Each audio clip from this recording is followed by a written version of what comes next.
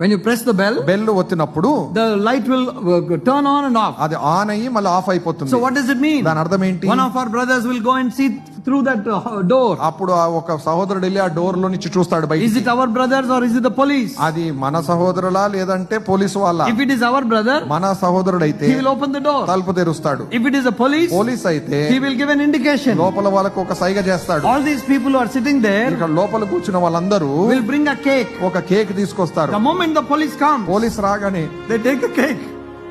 They take a cake ఆ cake తీసుకొని and sing happy birthday.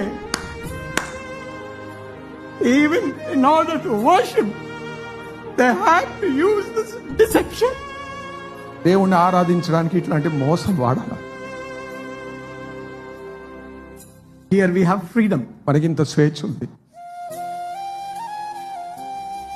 And we live by our own definition of who a disciple is.